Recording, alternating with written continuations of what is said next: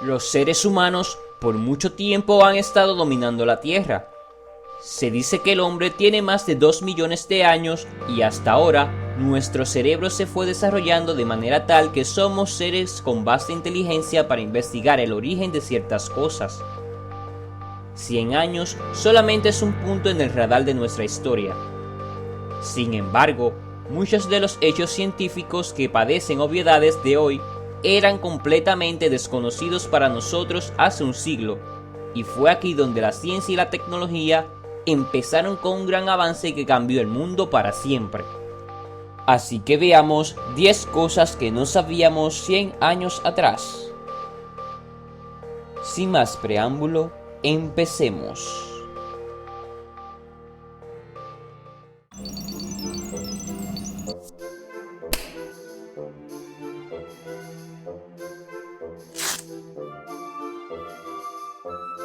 A través de diversos experimentos se comprobó que la masa de protones y electrones no coincidían con la masa total del átomo, por lo que el físico Ernest Rutherford supuso que tenía que existir otro tipo de partícula subatómica en el interior de los átomos. Estas partículas se descubrieron en el 1932 por el físico James Chadwick. Al no tener carga eléctrica recibieron el nombre de neutrones. El hecho de no tener carga eléctrica hizo muy difícil su descubrimiento por muchos años, y que a su vez tenía una masa superior que los protones.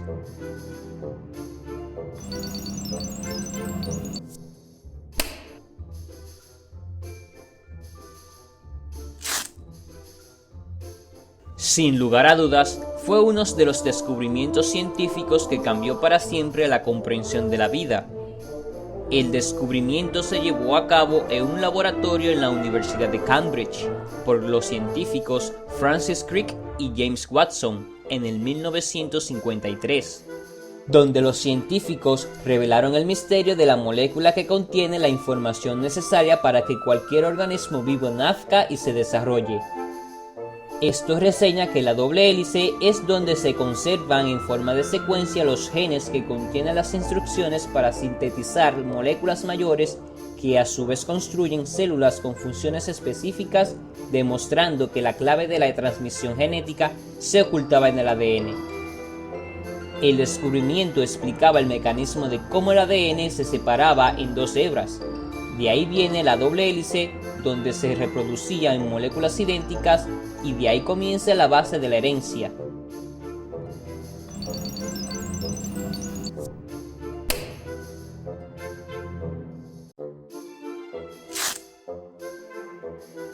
Hace varios siglos no se sabía de la existencia de las vitaminas, pues hoy en día es algo común conocer de su efectividad en el organismo. En 1739, en tiempos de veleros y los largos viajes, el escorbuto era la gran limitante. Fue hasta aquí que el médico James Lind, quien descubrió el efecto beneficioso de los jugos cítricos para su prevención y tratamiento. No obstante, aún no se sabía sobre el conocimiento en sí de las vitaminas y de cuáles alimentos podrían contenerlas para clasificarlas. Desde el 1913 hasta el 1948, no menos de 12 vitaminas quedan descubiertas en su estructura química y fueron sintetizadas en laboratorio a partir de sus componentes. Tipos de vitaminas tales como la A y la B, de origen animal y vegetal.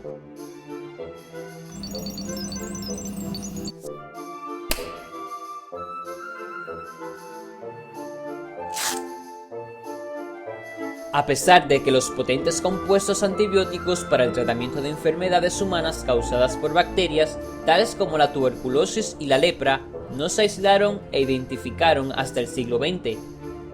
El primer antibiótico descubierto para matar a ciertos tipos de bacterias fue la penicilina, en el 1897, por Ernest Duchesne, en Francia, quien trabajaba con hongos del género Penicillium.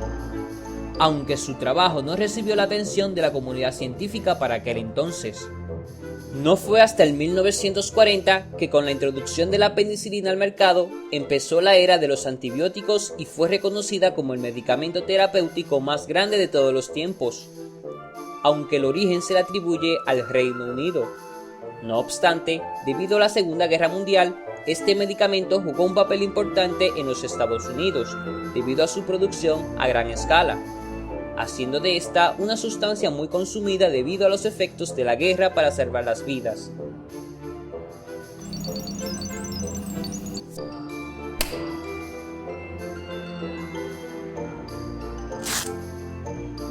Hace muchos años pensábamos que todo el universo era lo que se conoce ahora como la Vía Láctea. Al inicio del siglo XX ya se sabía de la existencia de estrellas parecidas a nuestro Sol, nebulosas, gases y de diferentes tipos de estrellas en nuestra Vía Láctea. Se pensaba que esto era un todo. Pues a principios de ese siglo empezaron a aparecer algunos tipos de objetos que nombraron como nebulosas en espiral, generando grandes controversias debido a que no eran entendibles del todo. Sin embargo, en el 1910 se publicó una foto para la comunidad científica sobre este tipo de objeto y la nombraron Spiral Nebula Messier 51. Pues por otro lado, pensaron que esta nebulosa no pertenecía a la Vía Láctea, más bien al universo en sí, y que era otro tipo de galaxia como la nuestra. Cuando Edwin Hubble utilizó el telescopio más largo de aquel entonces, The Hooker Telescope, decidió tomar fotos de la nebulosa de Andrómeda en el 1917, conocida así en aquel entonces, y se dio cuenta que esta era otra galaxia muy distante, donde contenía millones de estrellas y gases, por lo que de aquí se dieron cuenta que era una galaxia más al igual que la Vía Láctea.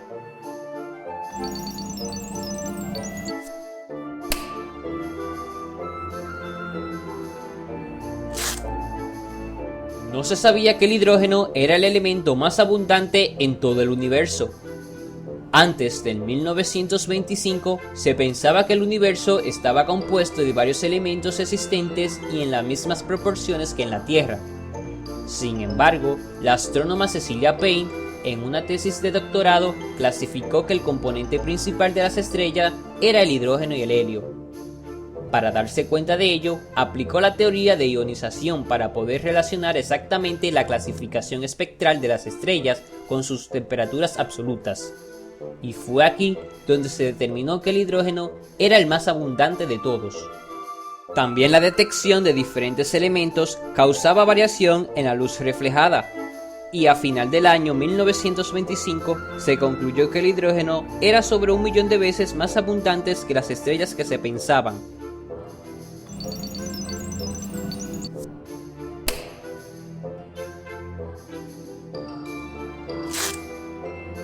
Antes, no sabíamos que la corteza terrestre estaba formada por placas tectónicas. A principios del siglo XX, muchos geólogos pensaban que las placas tectónicas estaban trazadas en piedra. Luego se dieron cuenta que la Tierra era una gota fundida caliente donde la superficie era reducida y arrugada, ya que se enfriaba para formar cordilleras montañosas en los océanos. En el 1915, un científico llamado Alfred Wegener vino con una teoría llamada movimiento de los continentes, donde hace referencia que hace mucho tiempo todos los continentes eran una gran masa de tierra llamada Pangaea y que lentamente se fue dividiendo. Las evidencias empezaron a acumularse cuando se empezaron a encontrar fósiles del mismo periodo y en diferentes continentes, pero aún no se podía explicar cómo los continentes se desplazaron.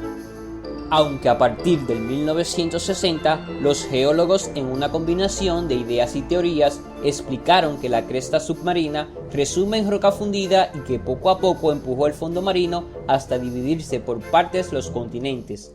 Y con un poco más de investigación, se concluyó que las placas tectónicas se dividieron en partes gigantes que se identifican hoy en día.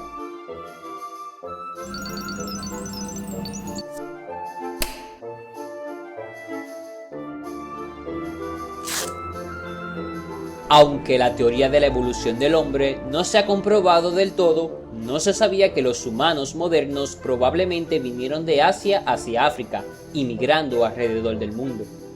Entre el siglo XVIII y XIX, nadie estaba de acuerdo de dónde el hombre moderno había venido, y aún se debate hoy en día. Empezando en los 80s, la teoría de Charles Darwin, conocida como fuera de África, fue la idea más aceptada e importante en los últimos años, ya que los investigadores empezaron a buscar evidencias genéticas de los ancestros humanos. Se encontraron evidencias de que un gran grupo de humanos descienden de África y que otros grupos migraron durante miles de años a otros continentes. Lo más importante es que aún se siguen encontrando más evidencias.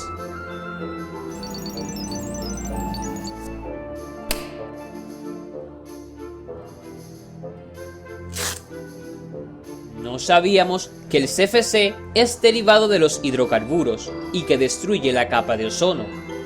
Las ideas de la contaminación del aire, la quema de combustibles fósiles y el calentamiento global han sido temas de discusión por años, pero lo que realmente no sabíamos es cuánto una cosa hecha por intervención del hombre podría afectar a nuestra atmósfera. Se pueden encontrar en aire acondicionado, en aerosol spray y en algunos refrigeradores. Pero algunos químicos se enteraron que los CFCs fueron flotando hasta la estratosfera y desaparecieron por la fuerte radiación de los rayos ultravioletas del Sol. Los CFCs, soldados que reaccionaban con las moléculas de ozono, fueron lentamente agotando esta capa alrededor de la Tierra, que normalmente nos protege de los dañinos rayos ultravioletas del Sol. Al principio, los científicos recibieron muchas críticas, pero en el 1975 ellos ganaron un premio Nobel por su gran hazaña y para el 1989 ciudades pararon el uso de CFC para proteger a nuestro planeta y evitar que la capa de ozono desaparezca.